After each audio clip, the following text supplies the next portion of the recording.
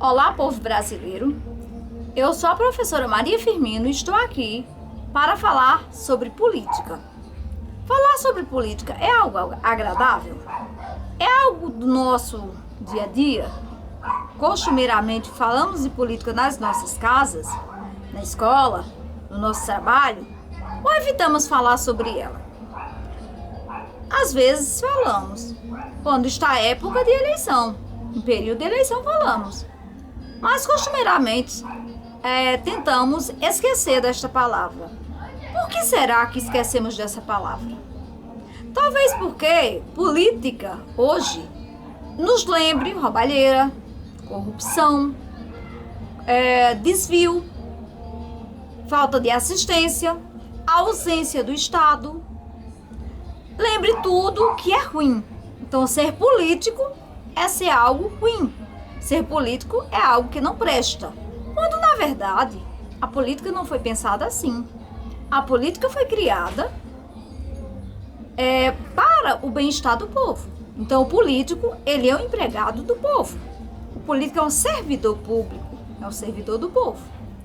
E pensando política, eu venho até vocês convidá-los para um chamado. Construir política.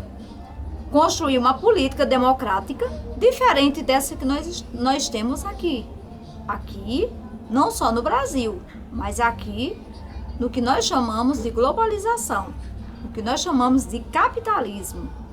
Uma política verdadeiramente que pense no povo, nas camadas populares, das quais eu também faço parte, das quais você também faz parte, a não ser que você seja rico. Todos nós aqui sabemos que estamos passando por um período muito difícil na conjuntura política brasileira. Sabemos que esse período não veio à tona agora, ele vem se desenhando há muito tempo. Então há quem diga, fulano era profeta, fulano profetizou isso, fulano profetizou aquilo. Não, fulano não profetizou nada, fulano percebeu aquilo que nós estávamos fechando os olhos. Estávamos fechando os olhos para muitas coisas. Então a gente já vinha com uma onda de crise capital no mundo todo e com certeza chegaria até nós. Então dizer que fulano é ladrão e que Beltrano é o santinho, aí a gente vai estar usando dois pesos e duas medidas. Porque dentro de um governo, não vamos dizer que A não roubou e que B roubou. Ou vice-versa. Então nós temos uma conjuntura política que dá, infelizmente, que dá margem a isso. A corromper ou ser corrompido. Porque lida-se com muito dinheiro. Esse dinheiro de quem é? É o dinheiro do povo. Para quem não sabe, o Brasil é o país que mais se paga imposto em todo o mundo. Mas será que os serviços públicos brasileiros valem a pena? Mas será que a justiça brasileira age como deveria? Que a polícia brasileira é bem paga? Ou ela precisa muitas vezes entrar na criminalidade também? Será que o professor, ele trabalha bem? Ele faz bem o seu trabalho?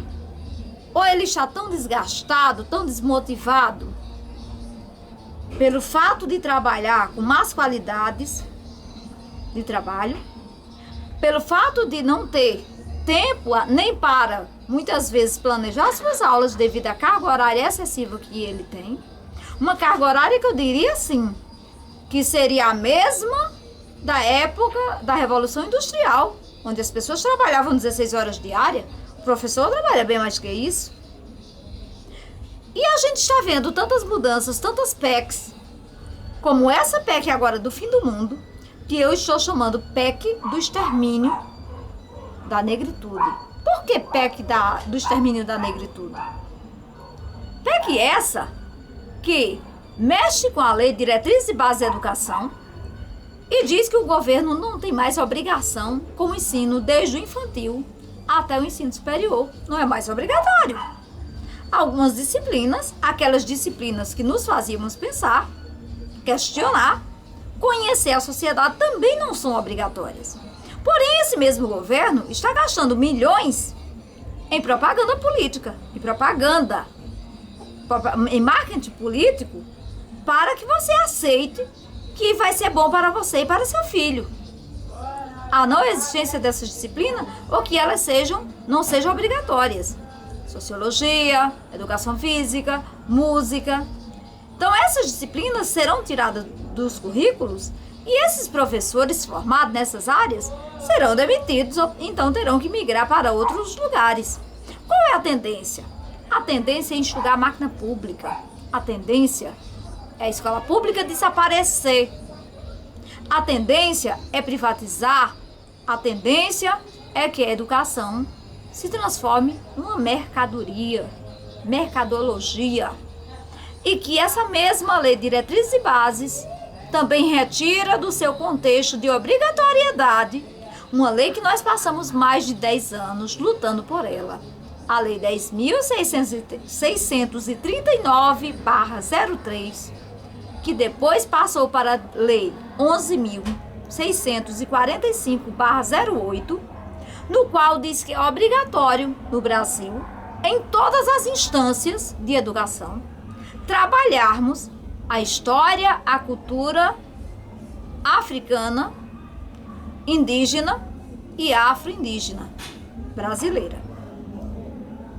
Foram ganhos que nós tivemos. Ganhos esses que, a partir do momento que é perceptível que as camadas tidas como minoritárias ou inferiores comecem a dar um passo, comecem a se empoderar, logo vem esse governo golpista, governo retrógrado, obsoleto, com ideias medievais, absolutistas até, porque não foi um governo posto pelo povo, votado pelo povo dentro de uma democracia, e sim um governo usurpado, chega lá e mexe com todo mundo. Você vai se aposentar? Não, nem eu. Nós não vamos nos aposentar. Sabe por quê? Porque eu não comecei a trabalhar com 3 anos de idade. 3 anos de idade eu dava trabalho. Eu não trabalhava ainda. Assim como você. A Maísa vai se aposentar. Eu não vou. Seu filho também não vai. Você também não vai. Então aí está a garantia dos nossos direitos. Foram para as cucuias. Não temos mais garantias de direito. E é por isso que nós estamos lutando. Por isso que os movimentos sociais organizados se uniram e pensaram formas de barrar ou de embarrear todas as PECs. As ocupações são legítimas? São. Todas as ocupações foram legítimas. Essas ocupações foram respeitadas pela justiça como deveria ser, como o Ministério Público diz que deve ser? Não. Foi usado de truculência, foi usado de violência e de abuso de autoridade por parte da polícia. Nós estamos vendo hoje uma polícia que mata, uma polícia que extermina a nossa população negra, que extermina os nossos jovens, os nossos adolescentes. Adolescentes esses que na maioria das vezes estão envolvidos em drogas, que estão envolvidos no submundo do crime. E que a gente vai dizer que eles são só culpados? Não, eles são vítimas também. Assim como dizia o Rousseau. E aí, o que você vai fazer do que fizeram de você? Aí eu lhe pergunto. O que você vai fazer do que fizeram de você? Vamos ficar de braços cruzados? Não. Não pretendemos ficar de braços cruzados. Por isso que eu convoco vocês. Toda a população brasileira. Mobilize-se, una-se, construa, participe. Para isso, nós precisamos também de partido político. E é aí que entra o PPLE. E o que é PPLE, professora? PPLE, Partido Popular de Liberdade de Expressão. Partido Popular de Liberdade de Expressão, dentro de uma nova vertente chamada de Nova Esquerda. E o que seria essa nova esquerda? Ah, mas a esquerda já fez muita coisa ruim. A direita fez pior. Essa nova esquerda seria uma esquerda revisada, uma esquerda mais popular. Essa esquerda popular visa melhoria para o povo. Que povo? As comunidades afro-brasileiras, de matriz africana ou não. Eu não estou aqui falando em nome de terreiros, eu estou falando aqui em nome de comunidades. Os gays, as lésbicas, os sem terras, os sem tetos. Estamos falando aqui do povo brasileiro. Estamos tentando aqui criar um partido e nós precisamos das assinaturas de vocês. Estamos aqui com uma campanha de assinaturas, porque nós precisamos em todo o Brasil de 500 mil assinaturas devido a uma lei de embarreiramento para partidos políticos pequenos. Então eu convoco a vocês, venha até nós. Eu sou de terreiro, mas não é um partido do terreiro, é o partido do povo. É um partido que convoca o povo para lutar por moradia, lutar por educação, lutar por saúde, lutar por terra, lutar por melhoria de vida, por sustentabilidade, por uma vida melhor, por um futuro para nós e para nossos filhos. Muito obrigada.